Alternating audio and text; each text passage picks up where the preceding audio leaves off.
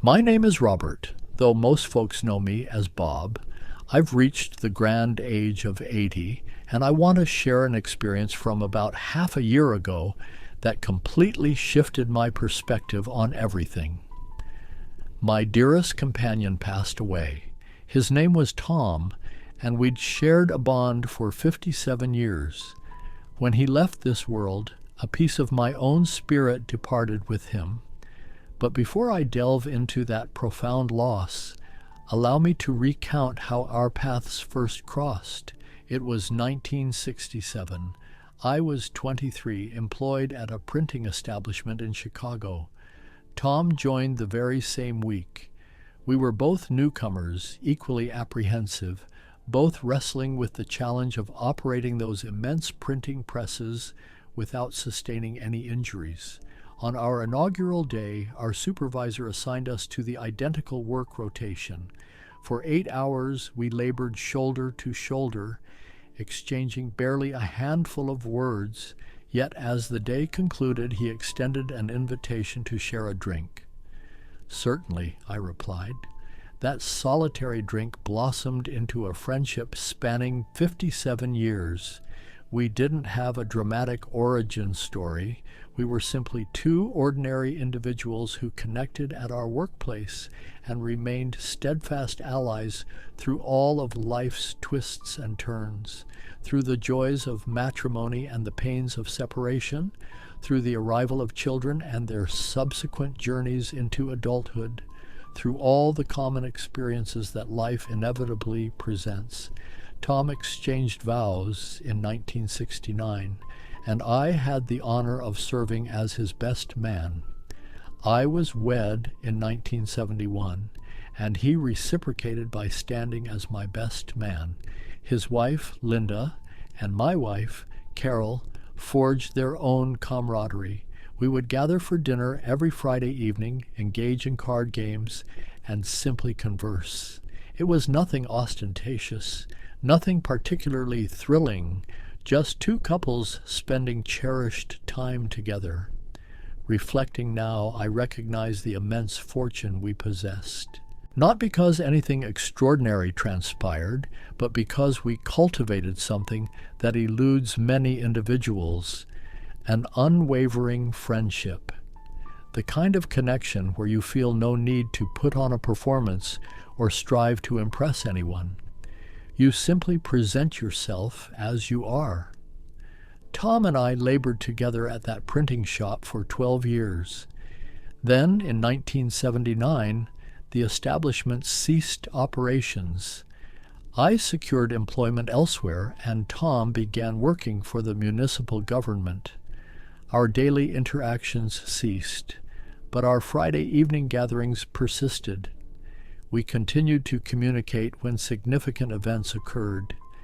In 1985, my father passed away. Tom remained largely silent at the funeral. He simply stood beside me, placing his hand reassuringly on my shoulder. That gesture was more than sufficient. When one experiences loss, eloquent pronouncements are not required.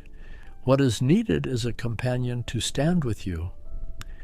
In 1992, Tom's son encountered considerable difficulties, resulting in a year-long incarceration. Tom carried a heavy burden of self-blame. I offered him the very same counsel he had provided me years prior. Sometimes unfortunate events transpire, and they are not a reflection of your culpability. Ultimately, his son reformed his life, achieved sobriety, married, and now has 2 children. Tom took immense pride in his son's accomplishments. The essence of friendship, I've come to understand, is something you don't fully appreciate until you reach a more mature stage of life. In youth, friends are often perceived as mere companions for amusement. However, genuine friendship possesses a different quality. True camaraderie involves being present during difficult times. It entails sitting with someone in quiet contemplation when words fail to capture the depth of emotion. It is about knowing another person so intimately that you can discern their distress even when they profess to be well. Tom and I achieved that profound level of understanding after 57 years. We were akin to brothers, perhaps even surpassing the fraternal bond in certain aspects, for ours was a kinship we actively chose. In 2008, Carol succumbed to breast cancer. I was 64 years old and found myself suddenly isolated. My children had established their own lives. Tom was there. For the entirety of the first month, he visited my home daily, brought meals, sat with me, allowed me to grieve openly, and never once attempted to offer facile solutions or assure me that things would improve. He simply permitted me to experience the full spectrum of my emotions. Following Carol's passing, I navigated a profoundly somber period. I felt a disinclination to leave my residence. Tom, however, persistently made his presence known. He refused to allow me to withdraw entirely. He would suggest, "Come on, Bob, let's go out for lunch," and I would comply, knowing that he was unwavering in his support. Linda passed away in 2013. Tom contacted me at 3 o'clock in the morning. She had suffered a cardiac arrest. By the time emergency services arrived, it was tragically too late. I immediately drove to his home. I found him seated at the kitchen table, his gaze fixed on an indeterminate point. I took a seat beside him, and we remained in companionable silence for hours. There were no words to be spoken. He understood that I empathized with his pain. I had traversed precisely the same desolate landscape. After Linda's departure, Tom and I intensified our interactions. We would meet for breakfast twice a week, on Tuesday and Thursday mornings, at the very same diner we had frequented for 2 decades. We ordered our customary meals, occupied our usual booth, and engaged in superficial conversation, the weather, current events, the performance of the Cubs, light banter.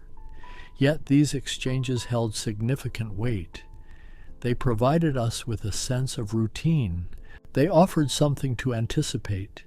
As we aged, our conversations increasingly turned towards the past, recalling shared experiences from our younger years, excursions we had undertaken, missteps we had made, individuals we had known who were no longer with us. It was not an exercise in sorrow, not predominantly. It felt more akin to an inventory of our lives, a deliberate effort to preserve our collective memories before they faded entirely. Last year, Tom began to experience memory lapses. Initially minor, these episodes gradually intensified.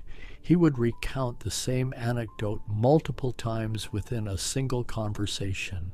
His daughter sought medical evaluation, which diagnosed dementia in its nascent stages. Tom was profoundly apprehensive about the prospect of losing his sense of self. I reminded him of the words he had shared with me years ago. We must confront the circumstances fate bestows upon us. The final 6 months proved arduous. Tom's health deteriorated more rapidly than anticipated. On certain days, he recognized me. On others, he did not. Yet I continued my visits on Tuesday and Thursday mornings at his residence. Occasionally, he would acknowledge my presence. At other times, he would not. It made no difference. I was there. 6 months ago, Tom suffered a stroke. He remained hospitalized for 2 days prior to his passing. I was present during his final moments. I held his hand, assured him that it was acceptable to relinquish his hold on life, and he did. I am now 80 years old. I have bid farewell to a multitude of individuals throughout my life, my parents, my wife, my friends. However, the loss of Tom was profoundly different. Tom was the last individual who retained a clear recollection of my former self. He was the last person who possessed the entirety of my narrative, the last one capable of sharing laughter with me over events from 40 years prior. When Tom departed, a significant segment of my personal history vanished with him. Following his interment, a realization dawned upon me. For the majority of my life, I had taken our friendship for granted. I had operated under the assumption that Tom would always be available, always ready for our Tuesday morning breakfasts, always willing to lend an ear when I needed to confide, always present. And now he is not. That precious time cannot be reclaimed. This is what I implore you to comprehend. Regardless of your age or your current life circumstances, friends hold immense significance. True companions, those who materialize during times of hardship, those who understand you more profoundly than you understand yourself. Such friendships are exceedingly rare and demand sustained effort. They require an investment of time. They necessitate your presence, even when it presents an inconvenience. I observe people today who are perpetually occupied, intensely focused on their professional pursuits, their familial obligations, or their personal challenges, consequently neglecting to allocate time for their friends. They rationalize that they will attend to it later, believing they have an abundance of time. However, this is an illusion. Time is finite. Individuals depart this world, and one day you will awaken to the reality of your solitude, while the matters you once deemed paramount will have lost all their significance. Tom and I shared 57 years.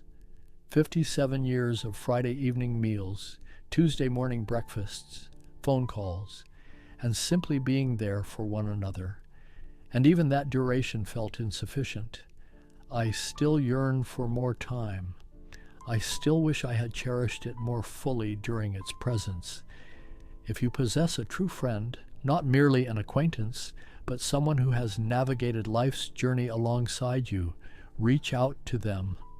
Arrange a meeting. Be present. Do not defer.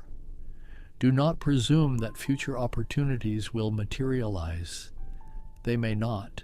After Tom's passing, I contemplated all the instances when I could have contacted him, but chose not to.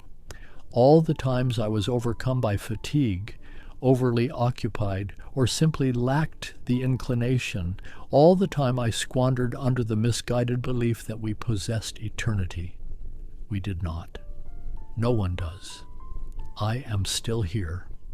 I awaken each Tuesday and Thursday morning, and for a fleeting moment the realization eludes me. I contemplate heading to the diner to rendezvous with Tom, and then the stark truth returns. He is gone. I find myself alone in my house, pondering how to occupy the remaining expanse of my existence. My children suggest that I ought to cultivate new friendships, perhaps join a club or engage in some activity. However, I am 80 years old. I have no desire for new companions. I desire my friend, the one who knew me for 57 years, the one who comprehended me without the necessity of extensive explanation, the one who stood by me through every trial. Such a connection cannot be replicated. One can only learn to coexist with the void it leaves behind. Therefore, I offer this counsel, and I impart it with the utmost sincerity. Do not take your friendships for granted. Do not assume their perpetual presence. Do not postpone gatherings due to busyness, exhaustion, or stress. Make the time. Show up. Be fully present, because one day one of you will no longer be here, and all that will remain are the memories and the profound regret for the time you allowed to slip away. Tom imparted invaluable lessons to me over the years. He taught me the essence of being a better friend, the art of attentive listening, the significance of presence, and the simple act of being there. And now that he is no longer with us, I endeavor to convey these principles.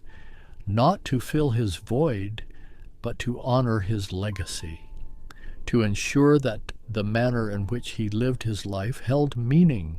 If there is someone in your life who has been a steadfast presence through all circumstances, express your appreciation.